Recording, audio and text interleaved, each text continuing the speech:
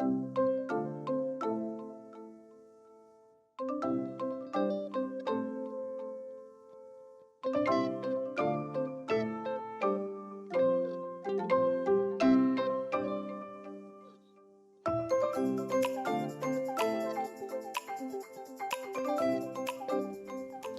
13, Assistant Professor Małgorzata Nadzikiewicz, Introduction to the Communication Studies, Basic Concepts and Models of Communication, Transmission of Messages, Communication Noises, Advantages and Disadvantages of Different Communication Models. Hi there, my name is Kuba, and I'm going to take a quick survey about communication. Hello there, my name is Kuba. What is your name? Wojtek. Wojtek, okay. Tell me a few communication problems you've approached.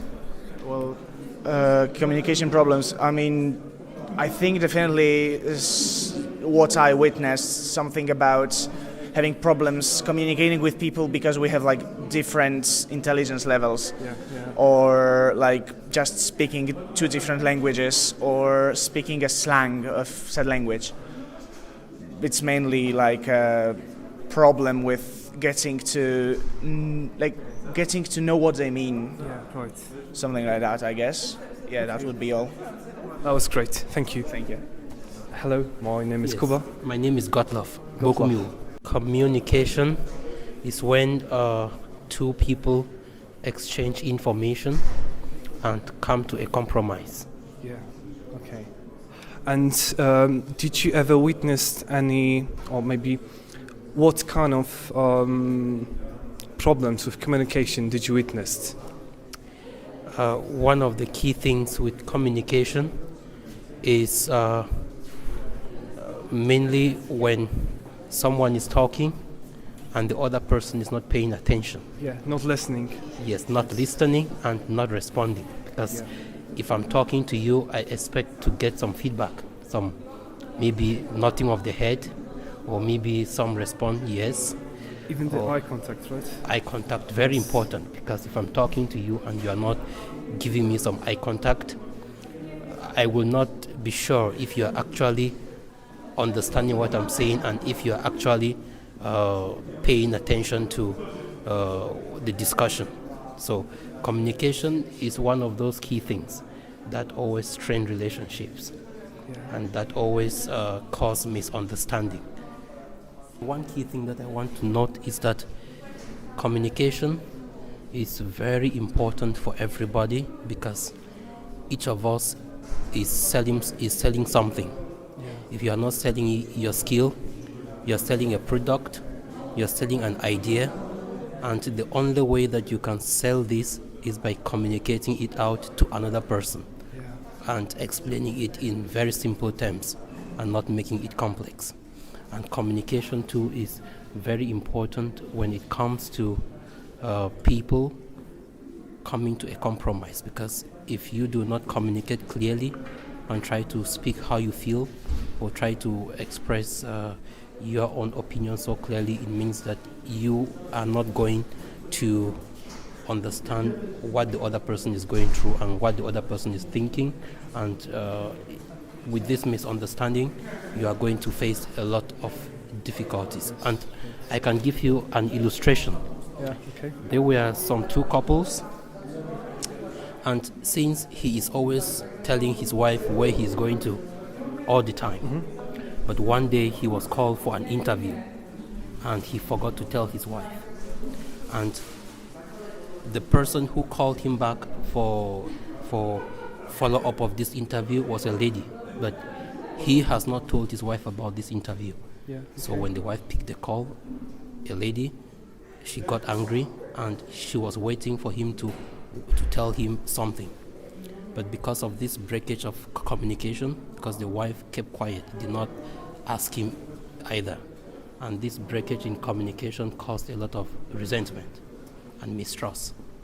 So this illustration shows that when communication is broken, it becomes very difficult to mend the situation.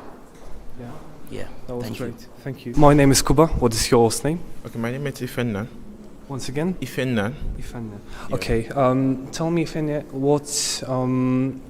what can disturb a communication? Okay, there are a lot of things that can disturb communication. First of all, when you don't understand the person, or you listen, you have a pre-assumption about someone without getting to know the angle or the view the person is trying to explain or come from. So that can disturb communication. Okay, thank Yeah. you. That was great. All right. Hello, my name is Kuba. What is your name? My name is Leul. Once again? Leul. Leul. Yeah. Do I pronounce it well? Yeah. You're right. Can you tell me what can disturb communication? Oh, I think there are so many different things which can disturb communication. Maybe one of them is language. Like if two peoples have different language, it's hard for them to communicate. So the other thing maybe like even if they have same language, their accents may differ. So it may be difficulty. Like it may disturb the communication. And other thing like I think the misunderstanding, like the misconception of words, like or the different meanings of words or meanings of one word. Like one word may be defined into so many. I get it. Yeah. In Polish, we have actually one word. I mean, it's not quite one word, but it's one sound. Okay. The same sound for the sea, Okay. like sea next to the beach, Yeah. and maybe it's morze. Okay. Yeah, So it's- they are the same, but like they have the same sound but Yeah. different meaning. Yeah. Yeah. So It's- those type of situations may disturb the communication, I guess. So thank you. That was great. Thank you. See. Yeah, I've already heard that your name is Alicia. My name is Kuba. Oh, my name is Hello? actually not Alicia. Okay, what is your Alia. name? Alia. Okay, Yes, I'm sorry. So just joking. That's a distortion in communication, and I'm actually going to ask you about what can disturb communication.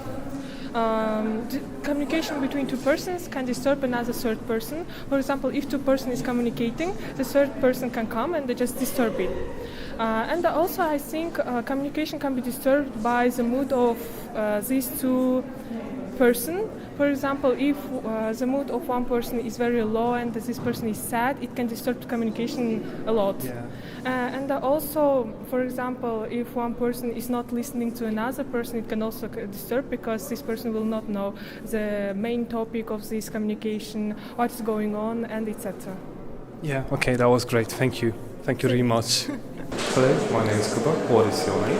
My name is Eva. Hello. Can you give me an example of a communication barrier that you approached?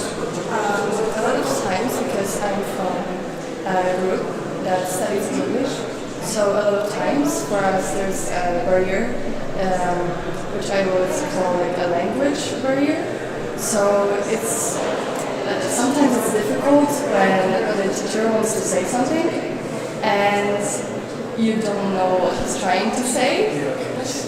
So in Polish, he will say to the Polish students what he means. But then he turns to us and like, now explain to your colleagues in English. And we don't know what to say. Because, for example, it's something that you can't really directly translate. Or a language barrier comes also from not knowing the one language at the same level. So, for example, even I sometimes have a problem. I talk to someone in English, and their English might not be that good, or my English might be worse, and he's trying to say something to me in one language, and I can't understand, or someone can't understand me. It's really annoying sometimes trying to explain something. And yeah, I think a lot of the times people experience that, especially in English studying. That was great, thank you. Hello, my name is Kuba. What is your name? My name is Henry. Henry, okay. Henry, can you tell me what is a good, decent communication for you? Yeah, of course. So first of all, we should determine that conversation is not only the human talk, it's also like communication via phone or some other device. And like one thing that I really appreciate in the true conversation is definitely honesty and like openness for different people, for different like political views or some different stuff. And what's also like very important for me is to be involved in a conversation, right? So if we are talking to someone, it's in my opinion it's really bad if we are looking at our phone or like something is always disturbing us. And I think it's good in a conversation if we keep it like 100% and we are focused on the person that we are talking to. So that's my definition of conversation. That was great, thank you. My name is Małgorzata Nadziakiewicz. I am assistant professor in Department of Applied Social Sciences. Today I am going to introduce you to the communication studies. Communication studies is the academic discipline that deals with process of human communication. This discipline researches a range of topics, from face-to-face conversation to mass media outlets, such as radio and television broadcasting and social media communication. Communication studies also examine how messages are interpreted through the political, cultural, economic, semiotic, and social context. So let's start from definition of communication. Communication comes from Latin word communicare, which means to share. In other words, is the act of conveying intended meanings from entity of group to another through the use of mutually understood signs and semiotic rules. I would like to give you a short definition of basic terms. So let's start from short communication, the evoking of shared common meaning in another person. So next, sender, other words communicator, the person originating the message. Receiver, the person receiving a message. Message, the thoughts and feelings that the sender is attempting to elicit in the receiver. And feedback loop, the path that completes two-way communication. Language, the words, their pronunciation, grammar, and the methods of combining them used and understood by a group of people. Data, uninterpreted and analyzed facts. Information, data that have been interpreted, analyzed, and have meaning to some receivers. Richness, the ability of medium or channel to elicit or invoke meaning in the receiver. So now is the time to get familiar with basic steps of communication. What are the basic steps of communication? The first step is the forming of communicative intent. Then message composition, next message encoding and decoding, transmission of encoded message as a sequence of signal using a specific channel or medium. Reception of signals, reconstruction of the original message, interpretation, and making sense of the reconstructed message. The channel of communication can be visual, auditory, tactile, such as in braille, and haptic, olfactory, kinesics, electromagnetic, or biochemical. Next step is to give the example of communication. Let's start from the basic model of interpersonal communication. So, interpersonal communication is an exchange of information between two or more people. It's also an area of research that seeks to understand how humans use verbal and non-verbal cues to accomplish a number of personal and relational goals. Interpersonal communication research addresses at least 6 categories of inquiry. How humans adjust and attempt their verbal communication and non-verbal communication during face-to-face communication. How messages are produced. How uncertainty influences behavior and information management strategies. Deceptive communication, rational dialectics, social interaction that are mediated by technology. In simple words, the interpersonal communication is communication between two people. For example, professor and student, mother and father, is one of the basic means of communication. The interpersonal communication skills can be improved by practice, knowledge, and feedback. Knowledge influences message quality, accuracy, clarity. It includes age, gender, values, beliefs, culture, experiences, and needs. The interpersonal communication takes place when two people are at the same place and aware of each other's presence. It may be in the form of speech, so is verbal communication, or non-verbal communication. It may be a gesture, an expression. The one is dress, how the person moves, how uses the space, and of course body language. The essential factor is there should be a message, and it should be sent by the sender, and it should be received by the receiver. Now it's time to analyze the basic models of communication. There are 3 basic models of communication: linear model of communication, transactional model of communication, interactional model of communication. Linear model of communication is considered as a one-way process. The sender is the only one who sends message, and the receiver doesn't give feedback or response. The message signal is encoded and transmitted through channel in the presence of noise. The sender is more prominent in linear model of communication. Now let's talk about the mother of all the models. The mother of all models is the Shannon and Weaver model of communication. In 1948, Shannon published a mathematical theory of communication, article in 2 parts, in the July and October numbers of Bell's System Technical Journal. The book was co-authored with Warren Weaver.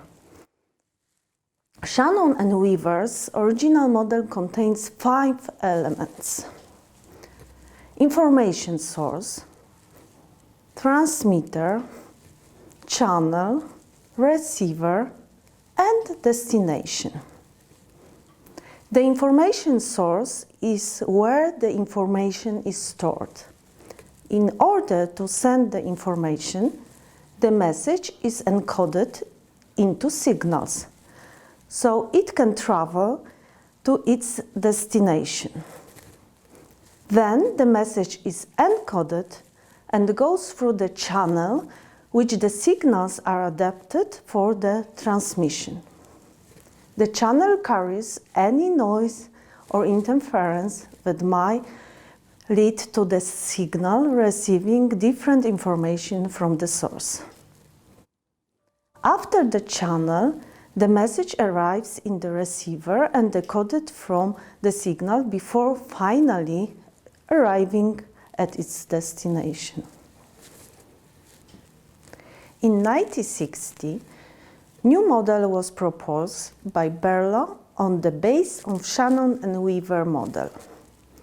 is called sender, message, channel, receiver model of communication. The Barrow's communication process is a simple application for person-to-person communication. It includes communication source, encoder, message, channel, decoder, and communication receiver. But it contains of more elements. In Barlow's sender, message, channel, receiver model of communication, sender means communication skills and attitude, knowledge, social system, cultural system. In message is content, elements, treatment, structure, and codes. In channel is hearing, seeing, tasting, feeling, and touching.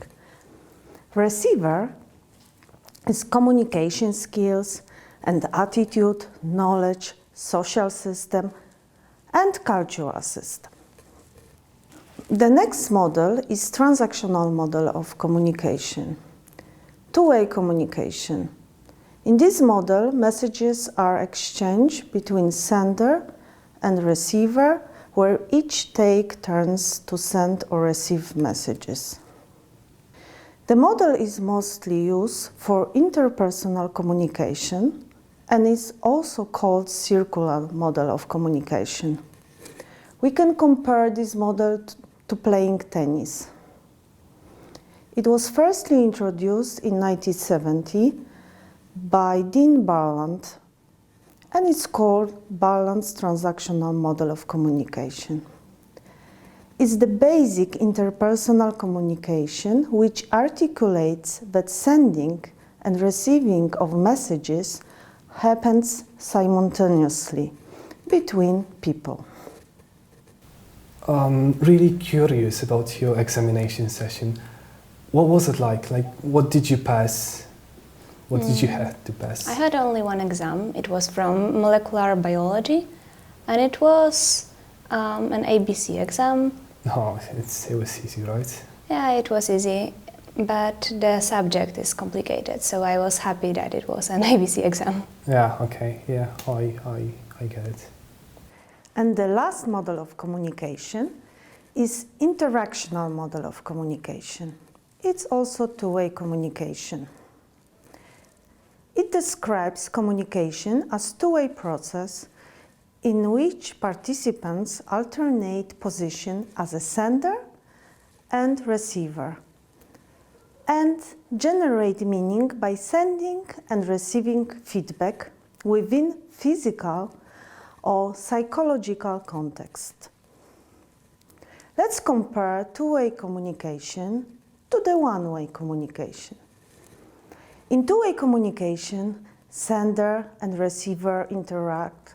It's good for problem solving and explaining misunderstanding.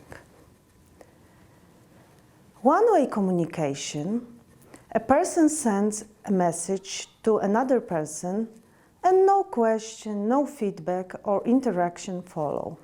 It's good for giving orders, simple direction, memos.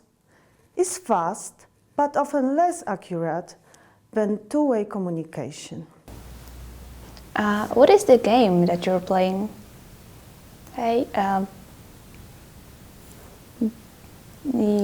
You were talking to me. yes, I was asking about the game.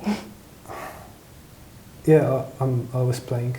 But what is this game? What it is about? It's Tetris. You know Tetris? Yeah. Now it's time to talk about communication noises. In any communication model, communication noises may occur. Noise is interference with the decoding of messages sent over a channel by an encoder. Communication noise refers to influences on effective communication that influence the interpretation of conversations. Forms of communication noise include psychological noise, physical noise, physiological noise, semantic noise. So let's start from psychological noise. Certain attitudes can make communication difficult. For instance, great anger or sadness may cause someone to lose focus on the present moment. Disorders such as autism may also severely hamper effective communication. Next noise is physical noise. For example, environmental noise. Noise that physically disturbs communication, such as standing next to a loudspeaker at the party or the noise from a construction site. Semantic noise. Different interpretation of the meaning of certain words.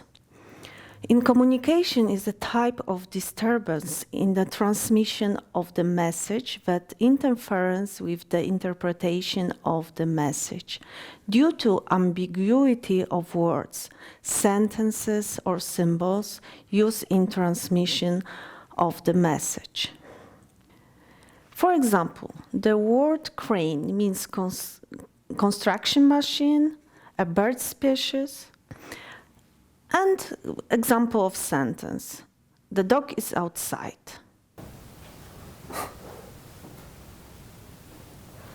Did you hear the barking? Yeah, I'm sure that's just a small dog. They usually bark a lot. Small dog? Yes, like a York or something. That's a hacking pit bull, if I'm not mistaken. Let me check. I'm sure this is a York. You're just overreacting. For me, it's nothing wrong. I got small dog, or Yorkshire, so I'm not afraid of dogs. For someone who is afraid of dogs means trouble because dog is outside. Now let's compare two ways of communicating. Defensive communication versus non-defensive communication. Defensive communication that can be aggressive, attacking, and angry, or passive and withdrawing. This communication leads to injured feelings, communication breakdowns, alienation, retaliatory behaviors, non-productive efforts, problem-solving failures. And non-defensive communication is communication that is assertive, direct, and powerful. It provides basic for defense when attacked, restores order, balance, and effectiveness. Speakers seen as center, assertive, control, informative, realistic, and, of course, honest. Speaker exhibits self-control and self-possession. Listener feels accepted rather than rejected. Reflective listening is a communication strategy involving two key steps: seeking to understand the speaker's idea, then offering the idea back to the speaker to confirm the idea has been understood correctly. Reflective listening emphasizes the personal elements of the communication process. Feelings communicated in the message, responding to the communicator, not leading the communicator. The role of receiver or audience. Understanding people by reducing perceptual distortion and interpersonal barriers.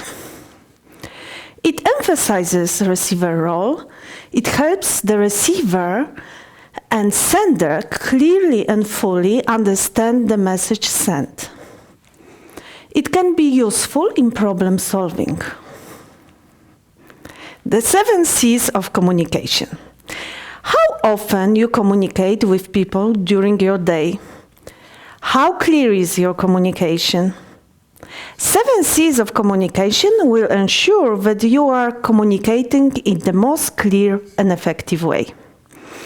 You write emails, participate in meetings, create reports, doing presentation, and debates with your colleagues. We can spend almost our entire day communicating. This is why the 7 C's of communication provide a checklist for making sure that your meeting, emails, conference calls, reports, and presentation are well constructed and clear, so your audience gets your message. First, clear. Be clear means that you should try to minimize the number of ideas in each sentence. Concise. When you are concise in your communication, you stick to the point and keep it brief. Concrete. Where your message is concrete, then your audience has a clear picture of what you are telling them. There are not too many details. Correct. When your communication is correct, it means proper grammar, the use of words or terms. And correct communication is also error-free communication. Number 5, coherent. When your communication is coherent, is logical. All points are connected and relevant to main topic. Number 6, complete. The message should be complete. The audience has everything they need to be informed. Cultures. Cultures communication is friendly, open, and honest, polite, respectful, or considerate in manner. Conclusion. Communication studies is a very important academic discipline which deals with process of human communication. It researches a wide range of topics, from face-to-face conversation, written communication, to mass media broadcasting, and social media communication. Communication studies also examine how messages are interpreted through the social and political or economic context. We communicate all the time, consciously and unconsciously. For example, our body language, the way we look, dress, speak, pronounce words, send the signal to the receiver about us. But communication noises make communication difficult. Listening and speaking proactively is a difficult task, but we can learn how to do it properly. Time for quizzes.